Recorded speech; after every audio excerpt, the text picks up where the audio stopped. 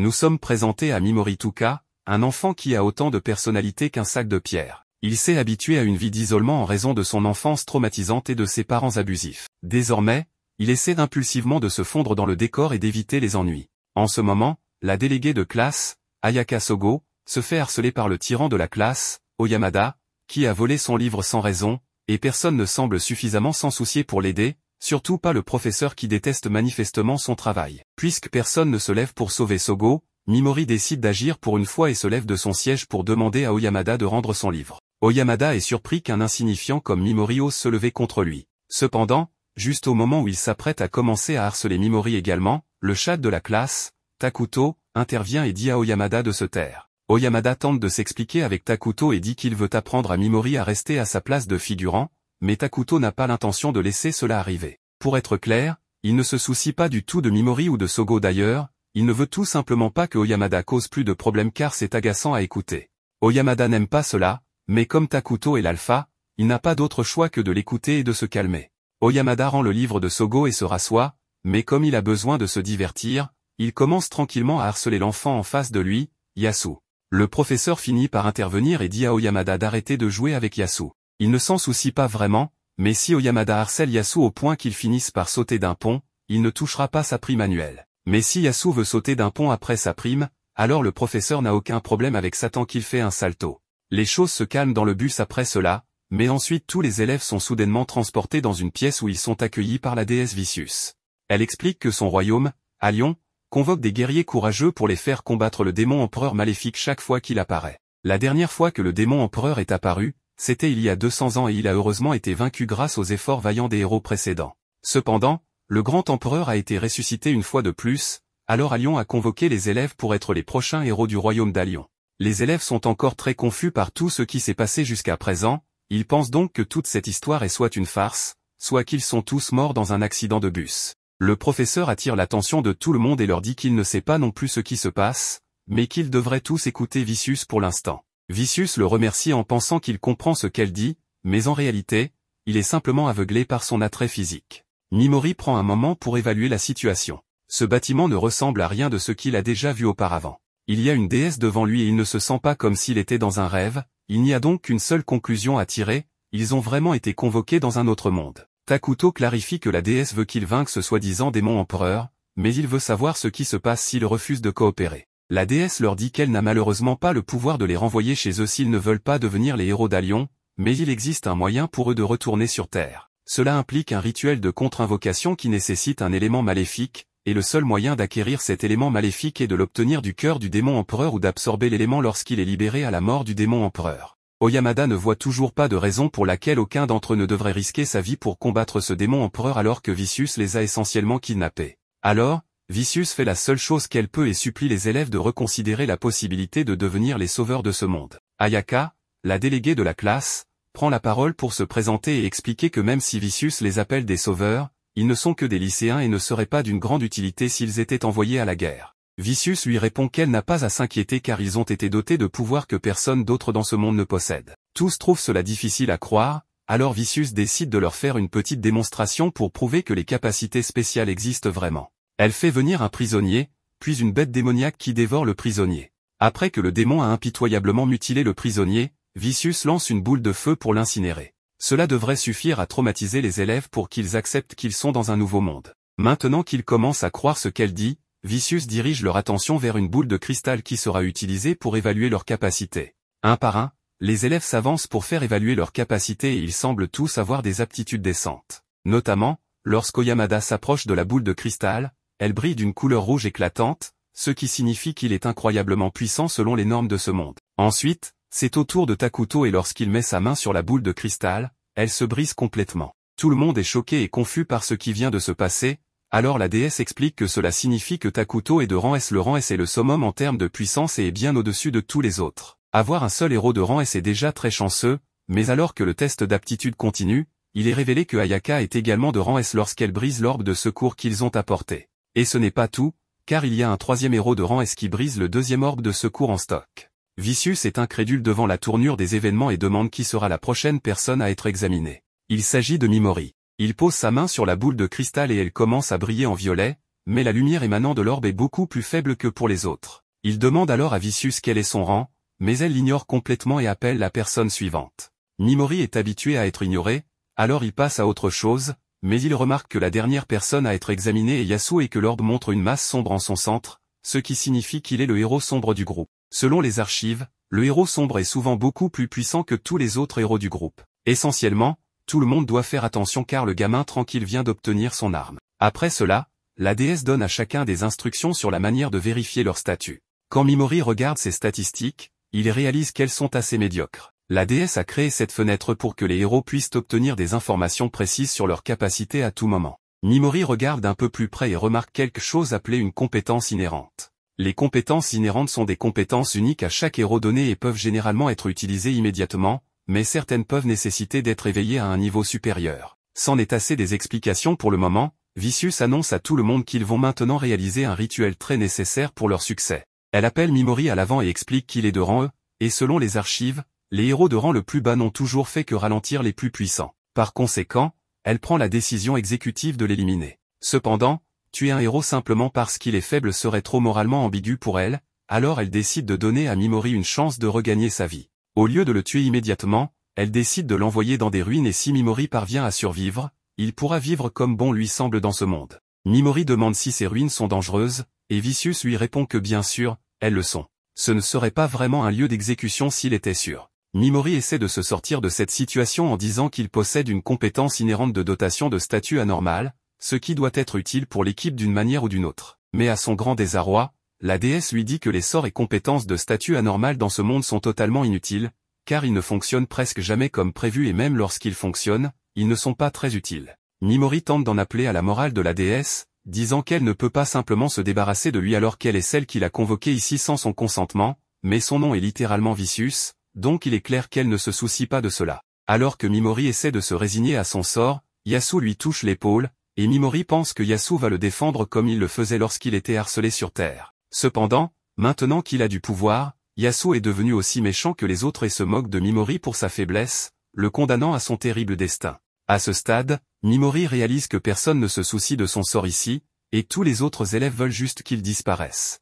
Il se tient donc prêt à accepter son sort, tandis que Vicious lui jette un sac magique en guise de cadeau de consolation. Cependant, il y a au moins une personne qui sait que ce n'est pas juste. Ayaka se lève et demande à Vicious de reconsidérer l'élimination de Mimori. Mais Vicious est déterminé à s'en débarrasser, alors elle assomme Ayaka pour qu'elle ne puisse pas se plaindre. Mimori ne peut plus supporter cette cruauté et cette moquerie, alors il tente d'utiliser sa compétence de statut anormal pour paralyser la déesse. Mais malheureusement, elle possède un bouclier anti-statut anormal qu'elle n'a pas utilisé depuis l'ère des anciens héros. Elle se moque de Mimori pour son attaque ratée et, sans plus tarder, elle veut que tout le monde assiste à la téléportation de ce perdant vers sa perte. Juste à ce moment, Takuto lance une explosion qui laisse un énorme trou dans le mur, mais en regardant vers lui, la déesse comprend qu'il ne tente pas de sauver Mimori, il voulait juste tester ses pouvoirs et ne s'attendait pas à causer autant de dégâts.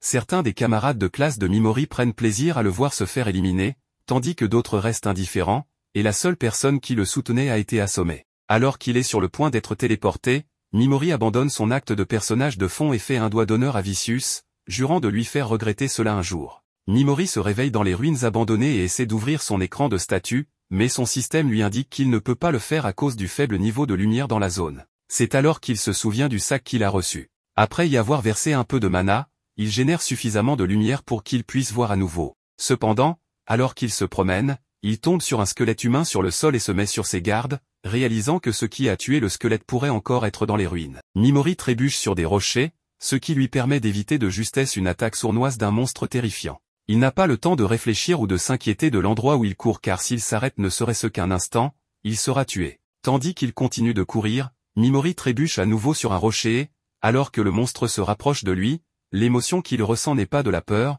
mais de la frustration. Frustration de voir qu'il a été abandonné par tous ces idiots et qu'il est condamné à mourir à cause de cela. Il n'a aucune arme pour se défendre et aucune compétence utile à utiliser puisque ses effets de statut anormal sont apparemment peu susceptibles de fonctionner. Cependant, cela ne signifie pas qu'il ne va pas essayer d'utiliser tout ce qu'il peut pour survivre. Mimori lance un sort de paralysie sur le monstre et, à son grand étonnement, cela fonctionne réellement. Il ne veut pas rester sur place pour comprendre pourquoi, alors il s'enfuit à nouveau. En courant, il pense que la paralysie devait être un coup de chance unique, car Vicious avait dit que les effets de statut anormal avaient un faible taux de réussite. Mais dans sa hâte de s'échapper, Mimori se retrouve face à un autre monstre, une créature ressemblant à un croisement entre un poulet et un cafard. Quoi que ce soit, ça va le tuer s'il ne fait pas rapidement quelque chose. Mimori lève la main et lance à nouveau un sort de paralysie, s'attendant à ce qu'il échoue, mais miraculeusement, cela fonctionne encore. Une fois pourrait être un coup de chance, mais 2 fois de suite signifie que son taux de réussite des effets de statut est bien plus élevé que ce que la déesse avait prétendu. Il est possible que les effets de statut de Mimori soient différents des sorts faibles de ce monde. Mais même s'il peut se défendre avec ses sorts, cela ne lui servira à rien s'il se retrouve à court de mana pour les utiliser. Il ne lui reste qu'un point de mana, alors il l'utilise pour lancer un sort de poison sur le monstre. Dès qu'il le fait, le monstre commence à mourir lentement. En plus d'avoir un taux de réussite élevé, les sorts de Mimori ont aussi une très longue durée, ce qui lui permet de s'asseoir et d'attendre que le monstre meure. Il n'a plus aucun point de mana, et il ne sait pas ce qui se passera s'il essaie d'utiliser ses effets de statut à nouveau.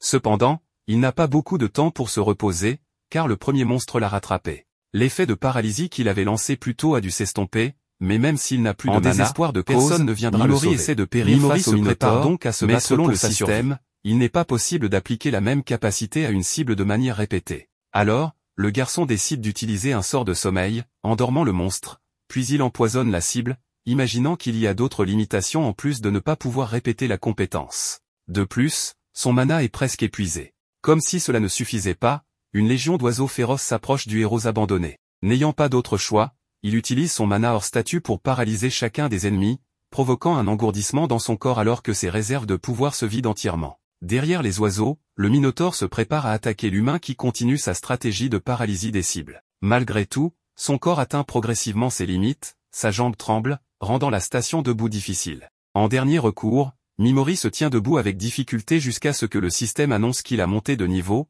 ce qui régénère complètement son mana et augmente son statut. Avec cela, il suppose que tuer cet oiseau est suffisant pour évoluer. Maintenant qu'il peut à nouveau combattre, c'est sa chance de continuer sa stratégie du mieux qu'il peut.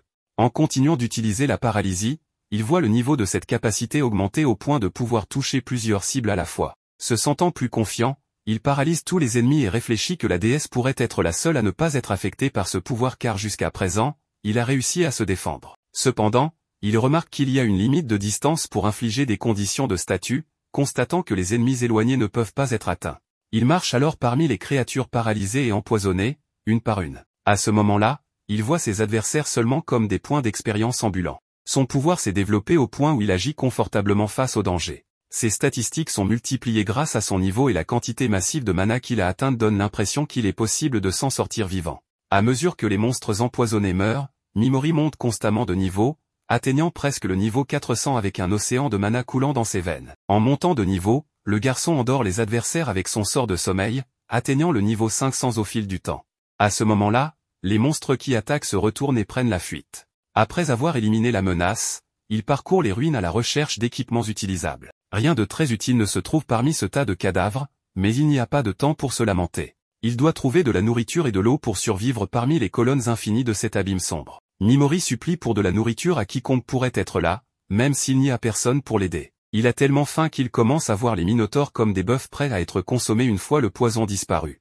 Mimori essaie de couper la peau de l'animal, mais sa carcasse est extrêmement dure. Face à cela, il arrache l'œil de la créature mais en voyant l'acide jaillir, il abandonne l'idée de manger ce monstre.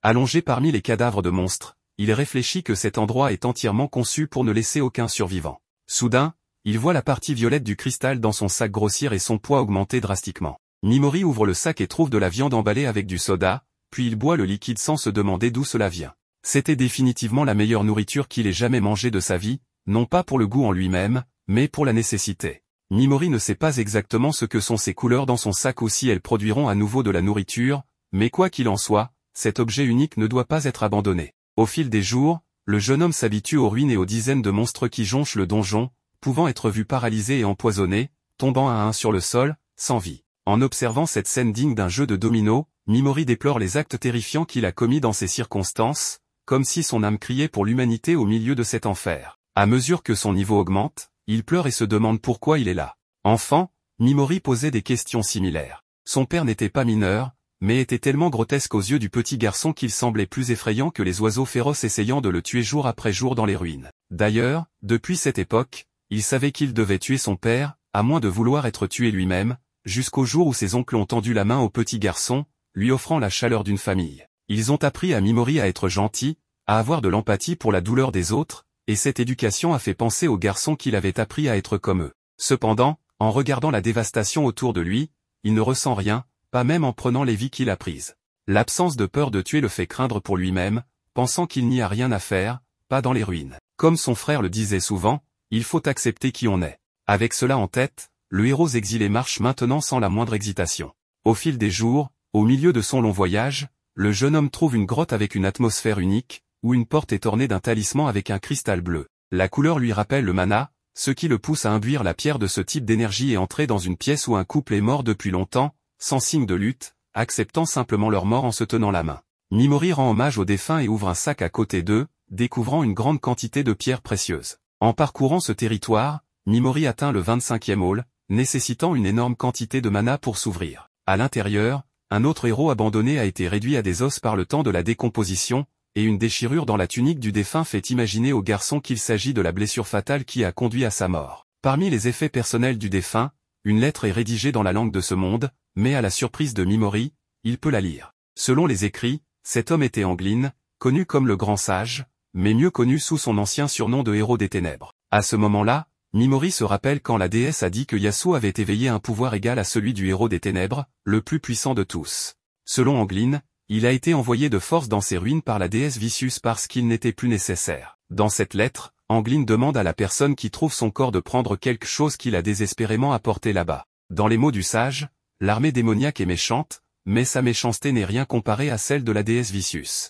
Mimori ne sait pas à quel point cela diffère de cette entité, mais la haine qu'il ressent pour elle suscite des sentiments mitigés entre le besoin de justice et de vengeance, comme un affrontement entre le mal et le mal. Parmi ses effets personnels se trouve l'œuvre complète des arts interdits, où des recettes de potions et d'outils magiques illustrent les pages vieillies. De plus, un parchemin de magie interdite est décrit avec des symboles que Mimori ne peut pas déchiffrer mais qui pourraient être utiles à un moment donné. En ouvrant le livre, Mimori est confronté à la phrase « Méfiez-vous du dévoreur d'âmes, qui a tué tous les autres ». Alors qu'il marche dans ces ruelles sombres, le jeune homme honore les morts dispersés au sol, comme s'il essayait de rester sain d'esprit ou peut-être de récupérer une part de l'humanité qu'il pense avoir détruite. Au sommet d'un escalier, il trouve une porte qui nécessite un objet pour s'ouvrir. Espérant qu'elle mène à la surface, le héros oublié entreprend de trouver cet objet, quel qu'il soit. Il se dit que même le héros des ténèbres, l'être le plus puissant de ce monde, n'a pas pu affronter le dévoreur d'âmes, mais Mimori croit avoir évolué suffisamment pour tenter sa chance.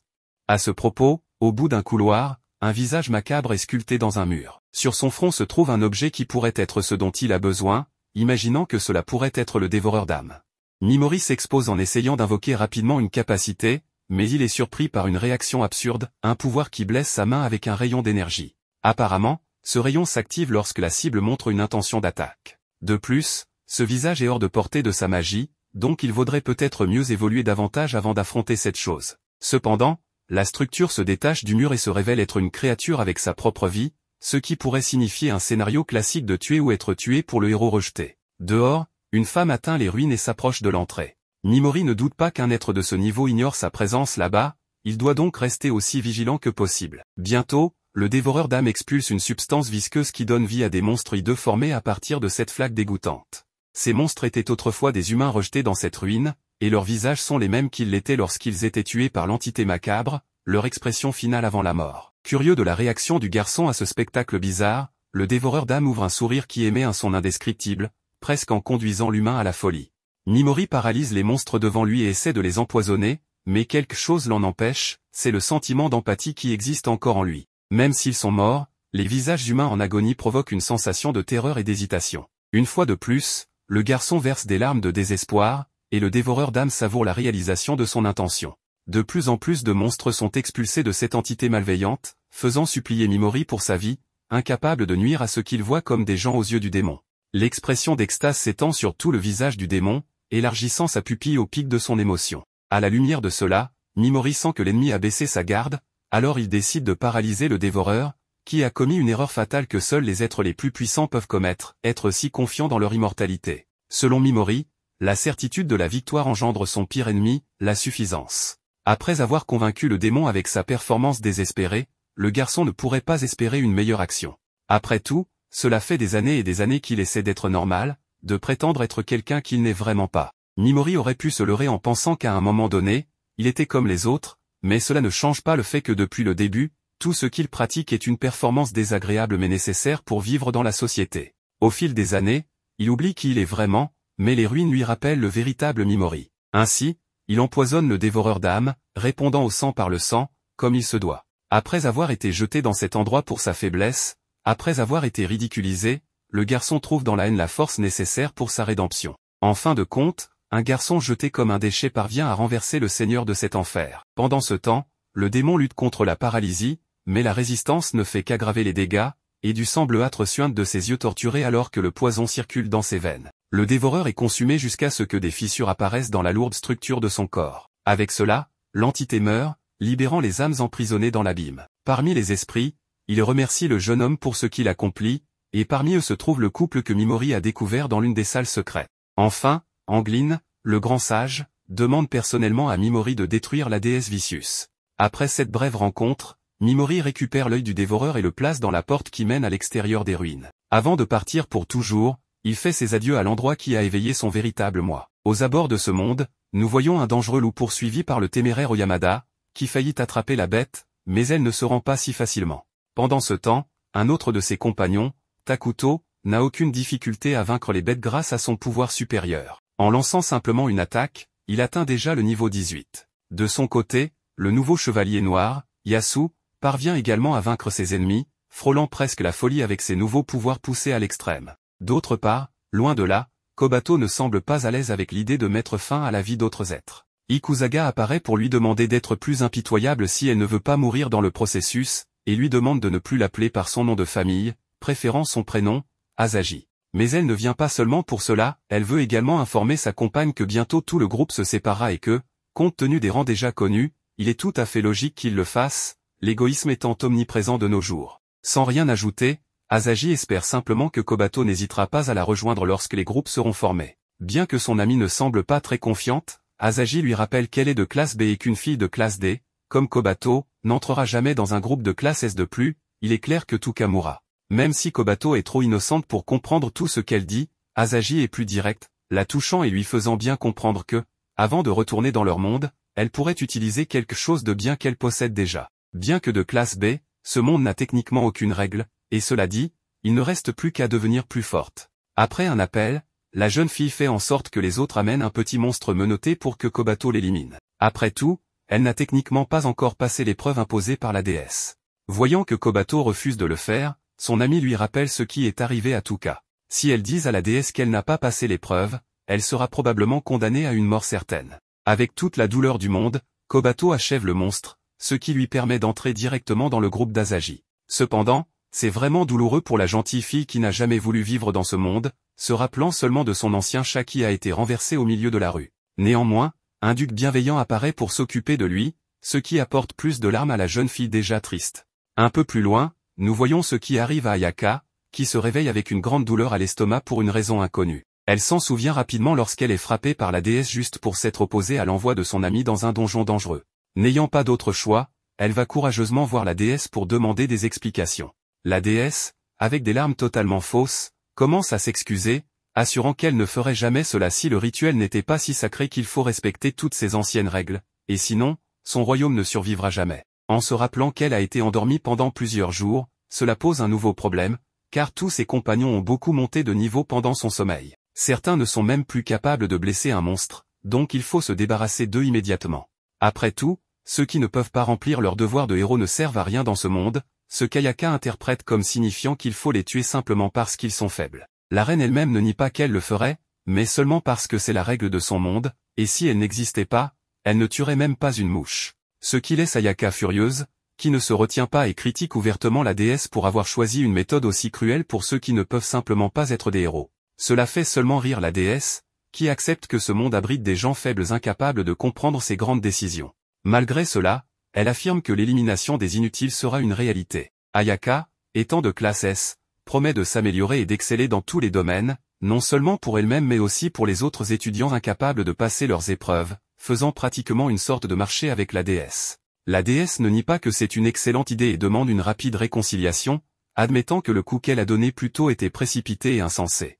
Toutefois, Elle rappelle que c'était nécessaire après le tapage causé. Avec une poignée de main ferme, tout est pardonné, mais en quittant la pièce, Ayaka ne peut que constater que la déesse de ce monde a les mains les plus froides qu'elle ait jamais touchées. Un peu plus loin, une personne mystérieuse court à travers la forêt, poursuivie par un groupe étrange qui veut l'attraper. Un homme à l'air mauvais nommé Bledin semble avoir trouvé une trace de la personne, tandis qu'un autre, Ashura, commence à crier à la surprise, ou plutôt à la princesse chevalière, de sortir de sa cachette, promettant de ne lui faire aucun mal. Cependant, Sandé, un autre membre du groupe, ruine la ruse d'Ashura en demandant à ce qu'il tue la fille, tandis que Zarash, un autre membre de la troupe, appelle à plus de concentration. Après tout, ils sont les gardiens sacrés et personne ne s'est jamais échappé d'eux. De retour à Touka, qui voit la lumière du soleil pour la première fois depuis longtemps, il ouvre rapidement son système et remarque qu'il est maintenant au niveau 1789 avec plus de 59 000 points de mana. Il s'intéresse uniquement à voir s'il peut annuler son sort de paralysie à volonté et si son sort de poison peut être arrêté avant de tuer un ennemi.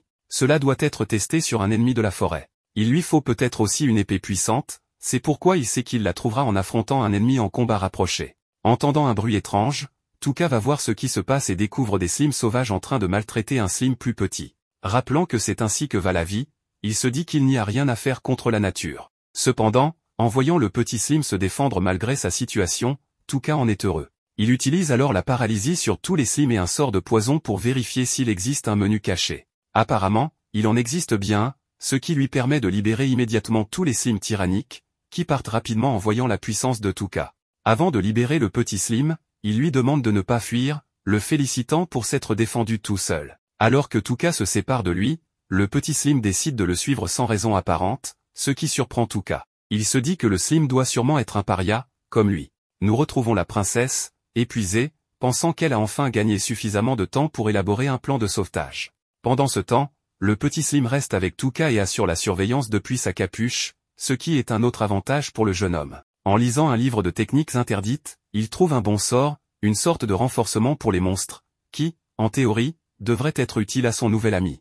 Mais avant toute chose, il faut clarifier la situation. Touka révèle au petit slim que le suivre signifie affronter de nombreux ennemis, car son voyage est une quête de vengeance. Avec cette mise en garde, le slim comprend et accepte de suivre le jeune homme, qui lui donne le nom de Pijimaru pour cesser de l'appeler simplement Slim. Ce nom enchante le petit, mais le regard de Touka est fixé sur le château de la princesse qui a tenté de le tuer. Pendant ce temps, la princesse réalise qu'elle n'a pas gagné autant de temps qu'elle le pensait, car les sbires à ses trousses sont proches. Sans autre choix, elle sort son épée pour combattre et invoque la grâce de tous les esprits possibles. Pourtant, les sbires qui la suivent trouvent Touka, qui semble très effrayé en rencontrant des inconnus comme Zarash, qui lui demande tout ce qu'il a de valeur pour éviter une mort certaine, tandis que Bledin veut simplement le tuer pour étancher sa soif de vengeance. Cela déclenche une bagarre entre les sbires pour savoir qui tuera Touka en premier, ce qui l'énerve, mais il se contient. Lorsqu'il commence à parler d'une femme et de ce qu'il lui ferait, Touka implore pour sa vie comme un lâche, et profite de ce moment pour utiliser la paralysie juste avant de recevoir un coup.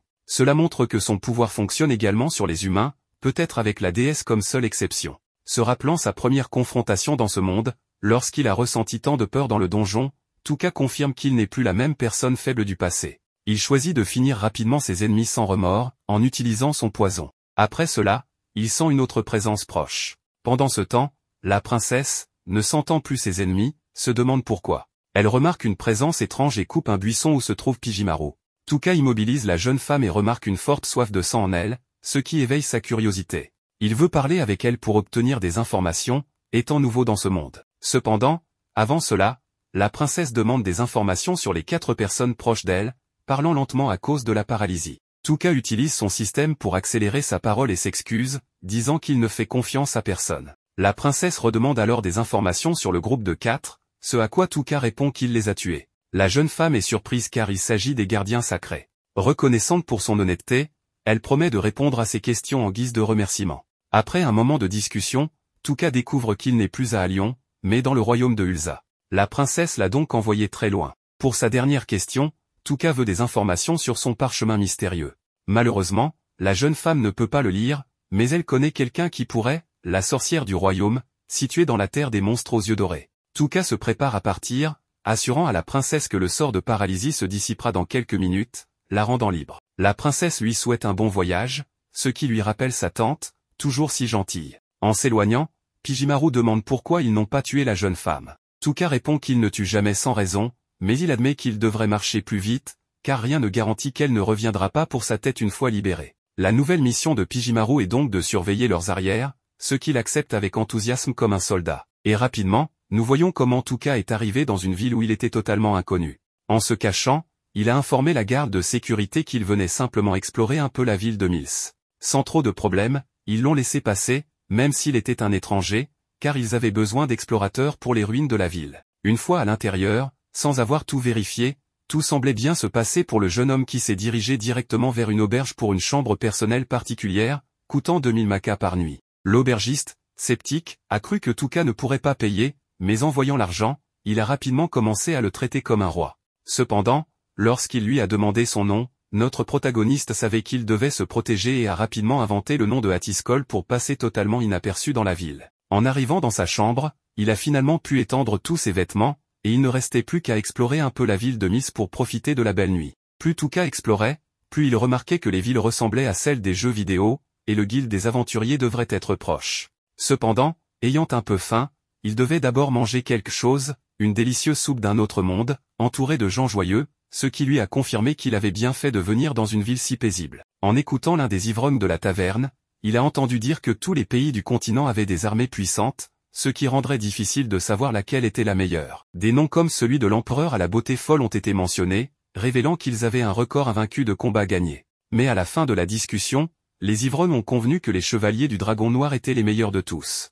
Cette armée avait réussi à anéantir tout un empire grâce à ses 5 leaders qui, comme leur nom l'indique, utilisaient des dragons pour combattre. Cela a donné à notre protagoniste suffisamment d'informations pour savoir quel genre de lieu il avait découvert. En rentrant chez lui, il n'avait pas oublié son ami, et ils ont donc dîné ensemble. Pendant que ce dernier mangeait, Touka a commencé à dresser une liste de choses à faire, décidant d'abord de chercher quelqu'un qui pourrait vraiment lire le parchemin interdit du héros qu'il avait trouvé dans cette grotte. Selon les informations de la jeune fille qu'il avait rencontrée récemment, il savait qu'il devait trouver la sorcière des tabous dans la terre des monstres dorés. De plus, le potentiateur de monstres devrait être à proximité, et cela améliorerait Pijimaru. En repensant à la discussion des ivrognes, il a entendu dire que la ville était très animée grâce au marquis des ruines, qui avait découvert un nouveau donjon contenant des milliers de nouveaux objets à obtenir. Le livre des recettes magiques mentionnait que pour créer un potentiomètre à partir de rien, il fallait un os de roi squelette, qui se trouvait commodément dans les donjons de Mills, la ville où il se trouvait actuellement. Ce ne serait donc pas une mauvaise idée d'aller enquêter. Le lendemain matin, à la première heure, nous voyons le marquis de la ville, nommé Cred, qui était le grand sage que tout le monde connaissait, et qui remerciait simplement tous les aventuriers prêts à risquer leur vie pour explorer la nouvelle ruine récemment découverte. Il leur montrait aussi un calice en œil de dragon, qu'il souhaitait ardemment, offrant une récompense de 300 pièces d'or pour sa découverte. D'autres trésors tout aussi légendaires seraient également récompensés, et les aventuriers auraient la liberté de garder tout objet de monstre qu'ils désiraient. Touka s'est promis de faire de son mieux, car la poussière du roi squelette pourrait être obtenue sans aucun problème, ce qui nous conduit directement à l'inscription, nécessitant de faire une longue file d'attente. Dans la même file d'attente, Touka a remarqué un individu étrange avec une coupe de champignons qui embêtait une jeune fille à proximité. Selon cet étrange personnage, la jeune fille avait la même voix qu'une capitaine d'une certaine nation qui avait récemment mis une récompense pour elle. La coupe de champignons était donc certain qu'il s'agissait bien d'elle, car il l'avait rencontrée par le passé, mais elle l'avait rejetée grossièrement. Il prétendait qu'elle avait la même voix et le même cœur généreux que la dernière fois. La jeune fille lui a simplement demandé de partir, ce que l'étrange individu, Monk, a accepté à condition qu'elle enlève sa capuche pour qu'il puisse la voir. Sans demander la permission, Monk a découvert le visage de la jeune fille, mais il s'est retrouvé face à quelqu'un de très différent de ce qu'il croyait. La jeune fille, affirmant qu'il s'était trompé, s'est présentée comme Mist Barka. Touka la reconnaissait de leur ancienne rencontre dans la forêt. Après s'être inscrit, Touka a voulu se promener en ville pour chercher quelques objets manquants pour son petit ami. Il a de nouveau rencontré la jeune fille de la forêt, qui lui a demandé un moment pour discuter. Elle voulait simplement savoir s'il était en ville pour le donjon, et le jeune homme acquiesce. Le jeune homme a cependant suggéré à Mist qu'elle ne devrait pas se faire autant d'ennemis parmi les inconnus, car cela pourrait lui causer des problèmes. La jeune fille a rétorqué qu'elle savait se protéger. Voulant profiter de la connaissance de Mist, Touka lui a demandé un grand service, l'aider à acheter de l'équipement pour explorer les ruines, car en étant nouveau en ville, il risquait de se faire arnaquer. En échange, il lui a proposé une somme d'argent. La jeune fille a admis qu'elle avait besoin de fonds pour son voyage personnel, donc ils ont rapidement conclu un accord. Touka s'est à nouveau présenté sous le nom de Hati pour se protéger, remarquant que la jeune fille utilisait également un faux nom. Ils ont convenu que c'était une façon de se protéger. Au marché, avec l'aide de la jeune fille, notre protagoniste a pu obtenir tout ce qu'il voulait à un prix décent. Il a tenu sa part du marché en la payant pour ses conseils avec 3 pièces d'argent, ce qui semblait beaucoup pour Myst. Mais Touka savait que ces mêmes pièces, ou même plus, auraient pu être perdues avec n'importe quel escroc. Bien que la jeune fille soit heureuse, elle était également extrêmement faible et s'est évanouie devant le jeune homme, car elle n'avait pas dormi depuis plusieurs jours. Ne voulant pas causer plus de problèmes, elle s'est enfuie, laissant Touka libre d'aller directement au nouveau donjon. À son arrivée, il a rencontré un groupe d'aventuriers fuyant une bête mineure. Cette bête ne posait pas de problème pour Touka, qu'il a rapidement neutralisé, se rappelant les minotaures géants qu'il avait affrontés à son arrivée. En poignardant la peau de la bête, il a constaté qu'elle était extrêmement molle, contrairement aux bêtes qu'il avait affrontées dans les ruines des déchets, qui avaient une peau d'acier. Les aventuriers craintifs sont revenus avec un autre aventurier costaud, mais ils ont trouvé la bête déjà morte. Alors qu'ils étaient surpris, notre protagoniste pensait simplement que les bêtes étaient vraiment faibles malgré le fait qu'il s'agissait du dernier donjon découvert en ville. En ouvrant son menu de système, il a remarqué qu'elle donnait également très peu d'expérience.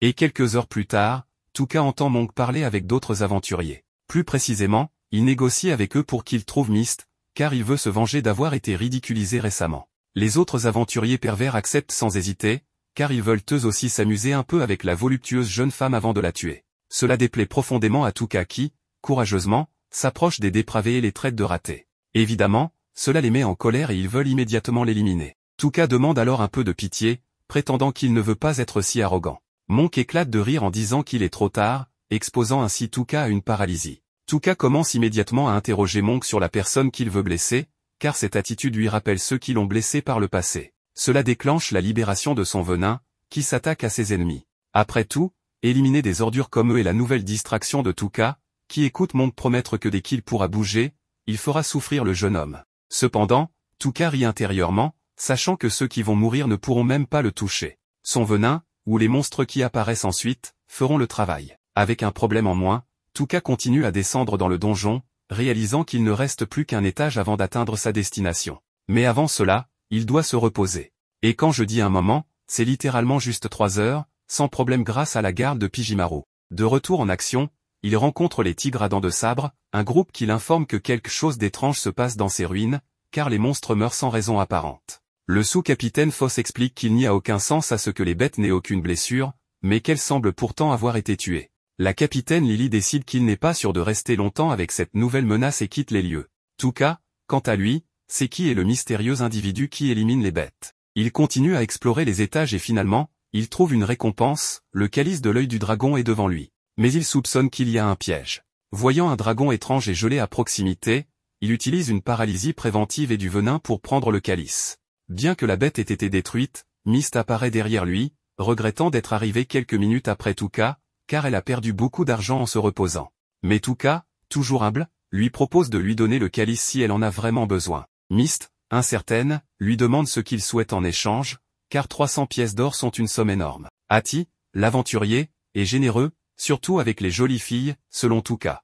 Mais pour Myst, accepter autant d'aide est une atteinte à son honneur. En apprenant que Touka cherche un monstre de niveau supérieur, elle propose rapidement de devenir sa garde du corps en remerciement. Touka, voyant qu'elle semble sincèrement vouloir l'aider, accepte son offre. Mais il met une petite règle, tous deux doivent éviter de poser des questions qui pourraient révéler leurs véritables circonstances. Des conditions que Myst accepte courageusement, promettant de protéger le jeune homme même au prix de sa vie. Ainsi, elle commence son travail en éliminant seule une grande bête, ce qui impressionne Touka. Il ne peut s'empêcher de demander à propos des monstres dorés. Elle lui explique qu'il porte ce nom parce qu'il donne plus d'expérience, particulièrement aux héros venus d'un autre monde, qui, pour une raison quelconque, ne gagnent pas d'expérience en tuant des humains, les monstres étant leur meilleure option. Cela rappelle à Touka pourquoi les individus qu'il a tués ne lui ont rien rapporté en expérience. De plus, il apprend que ces monstres dorés ont absorbé une partie de l'énergie du roi démon, un mot qui fait penser au jeune homme à ses compagnons, qui doivent maintenant s'entraîner pour le vaincre. Sans plus tarder, il continue à explorer, mais comme il y a beaucoup de travail, il est temps de dormir. Pijimaru, leur fidèle gardien, assume cette tâche. C'est alors que Myst rencontre Pijimaru pour la première fois. Tandis qu'elle dort, il veille sur elle, mais sachant qu'elle refuserait probablement de se reposer, Touka utilise un sort de sommeil sur elle. Il remarque que petit à petit, le sort de la jeune femme se dissipe tout seul, révélant qu'elle a toujours été la chevalière Néa. Revenant à la forêt de leur précédente rencontre, un groupe d'explorateurs se demande qui a bien pu vaincre les 4 gardiens sacrés en si peu de temps. Le plus puissant humain du monde, Sivi Gartland, semble plus excité qu'inquiet de savoir qu'il existe quelqu'un d'aussi fort et proche de lui.